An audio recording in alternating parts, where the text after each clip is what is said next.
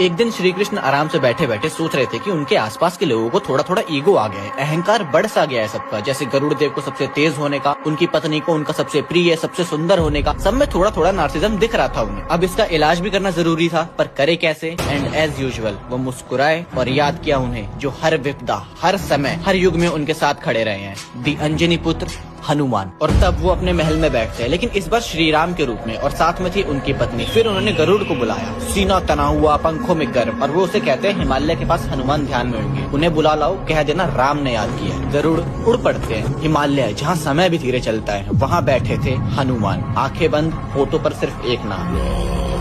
गरुड़ पहुँचे, हनुमान प्रभु ने बुलाया। हनुमान जी आंखें खोलते हैं मुस्कुराते हुए और कहते हैं आप जाइए, मैं नाम जब पूर्ण करके आता हूँ। गरुड़ फिर सोचे अपना काम तो हो गया, पर वो हनुमान जी को देखकर कहते हैं आप वृद्ध हो चुके हैं, मैं ले चलता हूँ आपको अपनी पीठ पर बिठा के। वो ये सुनकर थोड़ा और मुस्कुराए और कहे चिंता ना करें, आप जाइए, I will be there but boy. Garuda लौट जाते हैं, पर जब द्वारका पहुँचे उनके भीतर सब कुछ हिल गया, क्योंकि वहाँ खड़े थे हनुमान। सन्नाटा छा गया और मन में सिर्फ एक सवाल, मैं तो पूरी शक्ति से लौटा था, फिर मुझसे पहले कैसे? गरुड़ को पता ही नहीं था कि हनुमान जी को पवन पुत्र ऐसे ही नहीं कहा जाता। वो जिस रफ्तार से द्वारका पहुँचे थे, उसे महादेव के अतिरिक्त देखना भी लगभग नामुमकिन था। और तब हनुमान जी श्री राम को प्रणाम करते हैं और बोले प्रभु माँ सीता कहाँ है, और ये कौन है जो आपके पास बैठी? उस एक पल में उनकी पत्नी का नार्सिज्म एंड हो गया, सबसे सुंदर, सबसे प्रिय होने का। लेकिन डर की बात तो अभी बाकी थी, क्योंकि गरुड़ के मन में अचानक से खलबली मची कि एक सेकेंड, राजद्वार पर सुदर्शन चक्र था, उसने रोका क्यों नहीं ने? और है कहाँ वो? तभी श्री राम बोले हनुमान मेरा सुदर्शन चक्र कहाँ है? और अगले ही क्षण हनुमान अपने मुख से सुदर्शन चक्र निकालते हैं और कहते हैं प्रभु ये मुझे आपके पास आने से रोक रहा था, और मुझे थोड़ी सी भूख भी लग रही थी। तो